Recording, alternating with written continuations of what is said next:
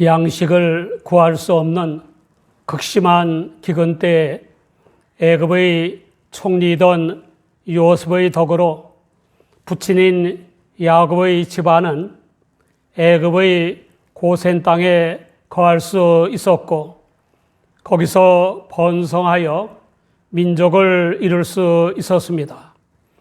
그러나 애굽의 온갖 우상 숭배와 죄악의 관습을 따르는 바람에 애굽의 종의 신세로 전락되고 말았습니다. 애굽의 종노릇을 하던 이스라엘은 뒤늦게 회개하고 하나님을 찾았고 사랑이 많으신 하나님께서는 그들을 용서하시고 애굽에서 해방시켜 주시기까지 하셨습니다.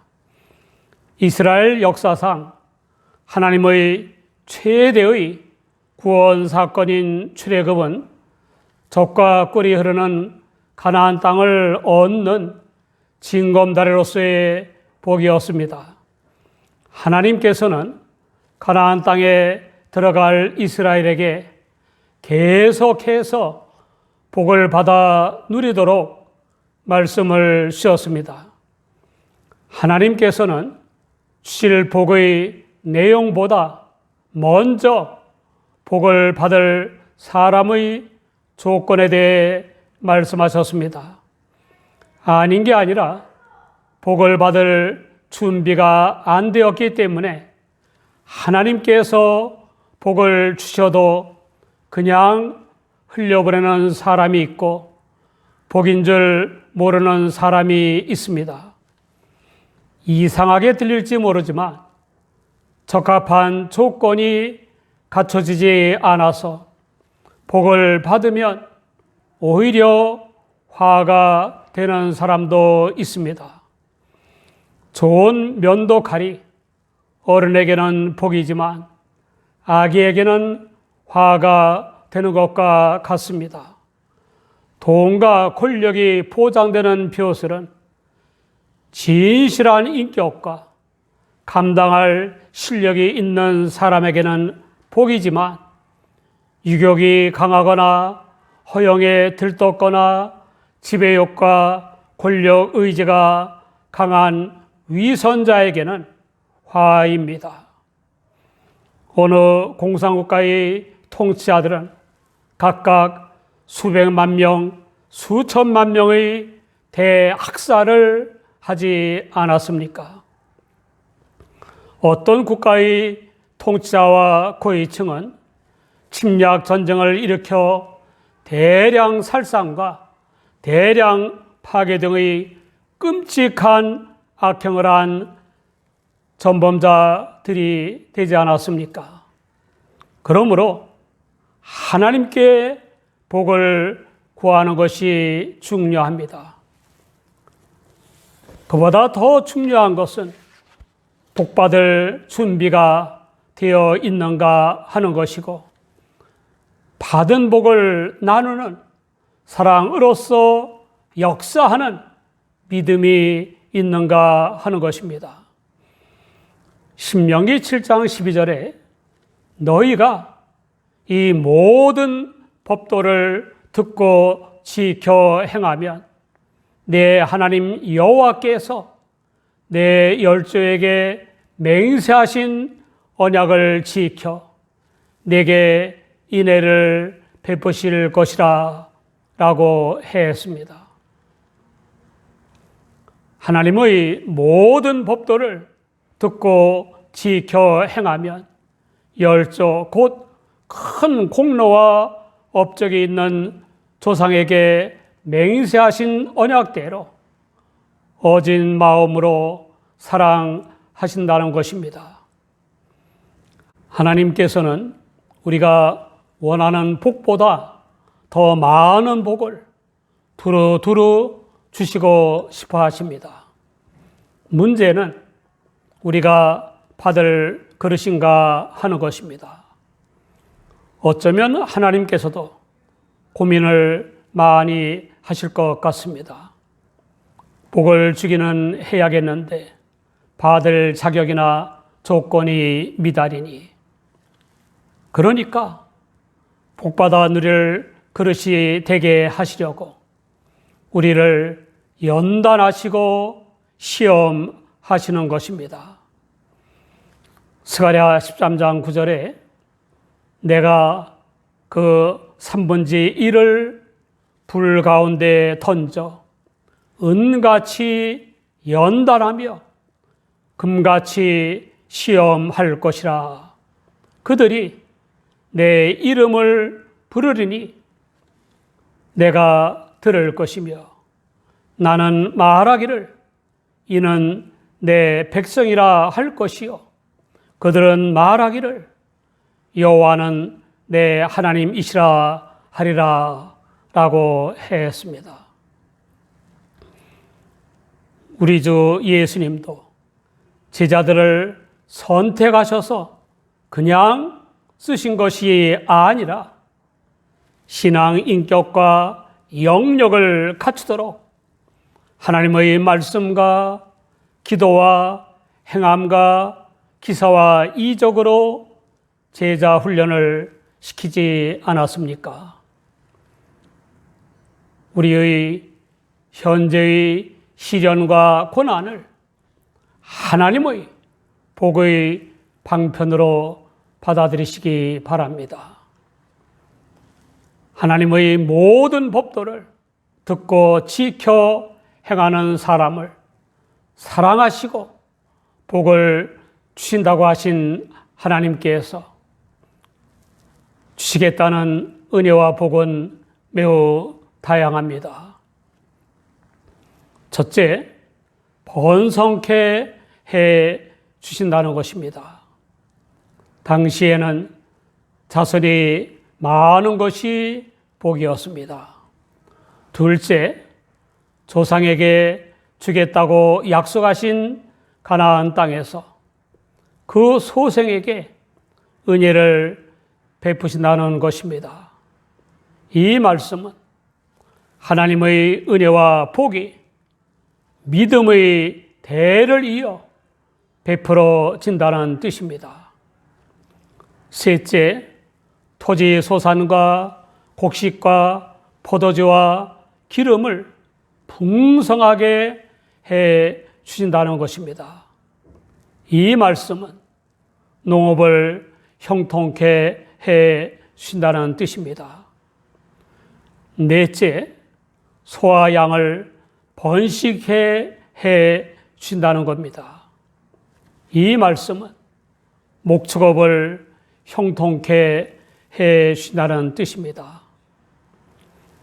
셋째와 넷째의 복은 사업을 통한 재물의 복이라고 할 수 있습니다. 말씀을 순종하는 사람들이 받을 각양각색의 복은 만민이 받는 것과는 비교할 수 없을 정도로 풍성합니다. 1963년 미국의 메리 케이 애쉬라는 45세의 여인이 여성의 삶을 풍요롭게 라는 슬로건을 내걸고 자기 이름을 따서 메리 케이 고즈메틱스라는 자그마한 화장품 회사를 설립했습니다. 그 최고 경영자는 늘 세 가지 신념으로 살았습니다. 하나님을 섬길 것과 하나님께서 주신 가정을 소중히 여길 것과 하나님께서 맡겨주신 일에 언제나 최선을 다해서 충실할 것이었습니다. 열심히 일했고 성공에 성공을 거듭했습니다. 30여 년 후에는 미국의 100대 우수기업에 들었습니다. 그때 회사의 종업원 수만도 40개국의 350만 명이나 되었습니다. 2011년에 세상을 떠난 그녀가 평소에 입버릇처럼 한 말입니다. 내가 이렇게 크게 성공할 수 있었던 것은 언제나 하나님께서 나와 함께 해 주셨기 때문입니다. 언젠가 미국의 CBS 방송국에서 진행하는 60미니츠라는 프로그램에 출연했습니다. 사회자가 그녀에게 좀 짓궂은 질문을 던졌습니다. 당신은 입만 열면 늘 하나님이 당신과 함께 하심으로 성공했다고 말합니다. 그것은 당신의 야심을 위해서, 당신의 목적을 이루기 위해서 하나님을 너무 이용하고 있는 것이 아닙니까? 그러자 그녀가 조용히 웃으면서 단호하게 답변했습니다. 아닙니다. 그것은 당신이 반대로 알고 있는 것입니다.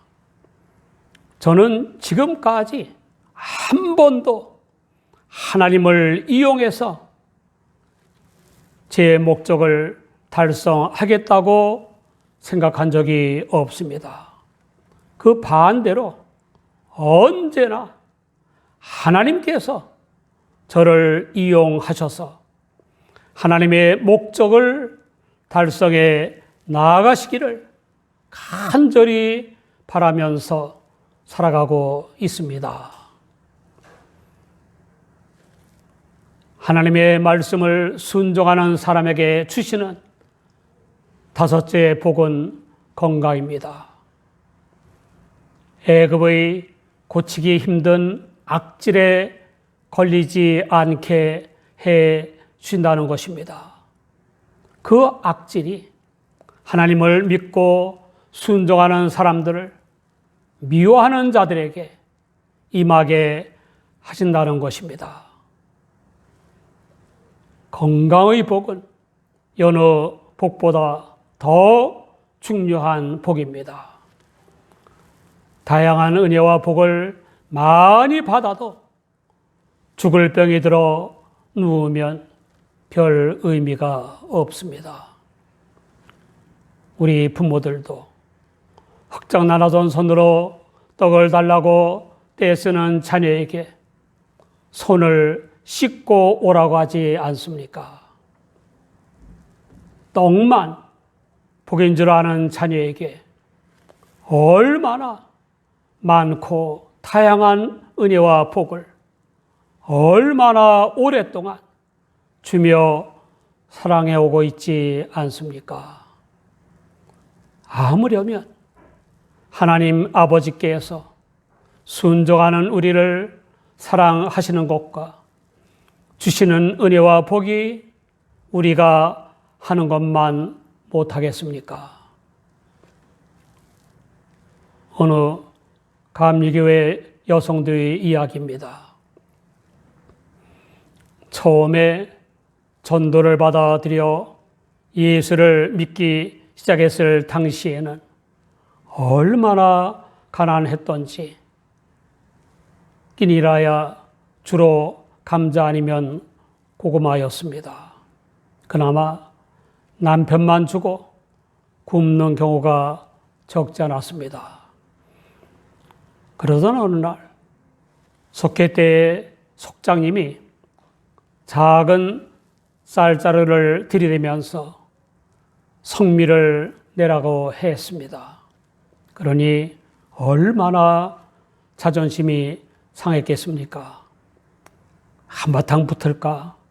아니면 아예 교회를 다니지 말까? 설교를 들으니까 하나님이 복을 주신다고 하던데, 그래, 기도해보자. 그리고는 재물을 달라고 열심히 기도했습니다. 그러던 어느 날 놀랍게도 예수님이 나타나시더니 돈을 주시는 겁니다. 그러니 얼마나 기뻤겠습니까? 너무 흥분한 나머지 눈을 크게 떴는데 꿈이었습니다. 그 다음날 담임 목사님을 찾아가서 예수님이 어젯밤에 제게 주신 돈 주세요 라고 했습니다. 자도진미를 들은 목사님이 직원회에서 의논해서 교회적으로 돕겠다고 했습니다. 그랬더니 그 여성도는 싫다고 했습니다. 그 목사님과 여성도가 날마다 열심히 기도하는 중에 남편이 서울에 월세 20만 원짜리 사무실을 얻어서 스튜디오를 차렸습니다. 놀랍게도 그 해에만 4천만 원을 벌었습니다. 1970년대이니까 매우 큰 액수입니다. 물론 믿음도 성장했습니다. 우리 각 사람의 필요에 따라 재물의 복, 출세의 복, 재능의 복, 건강의 복, 장수의 복, 만남의 복 등을 주시되 풍성하게 주시는 하나님을 믿으면서도 이렇다 할 복을 받지 못하는 이유가 있습니다. 복 위에 복을 두루두루 주시는 하나님께서 당시의 이스라엘이 복을 받지 못할까 봐 경고의 말씀을 주셨습니다. 하나님께서 이스라엘에게 붙이신 모든 민족을 긍휼히 보지 말고 진멸하라는 것입니다. 길이 참으시는 사랑의 하나님을 없다고 하거나 하나님의 책망의 말씀과 심판의 경고를 무시하면서 계속 갖가지 우상 숭배와 온갖 죄악을 범하고 확산시키는 모든 민족에 대한 심판이라는 것입니다. 만약에 이스라엘이 하나님의 명령을 어기고 그 우상 숭배를 따르면 그것이 이스라엘의 올무가 된다는 것입니다. 사랑하는 여러분, 물질적인 면이나 정신적인 면이나 영적인 면에서 완벽한 조건을 갖춘 사람은 없습니다. 그러므로 우리를 비롯한 모든 사람은 두루두루 주시는 하나님의 복을 받되 풍성히 받아야 하고 받은 복을 누리며 살아야 합니다. 복을 받는 방도는 하나님의 말씀을 듣고 순종하는 것이고 받은 복을 누리는 방도는 복을 나누는 사랑으로서 역사하는 믿음으로 사는 것입니다.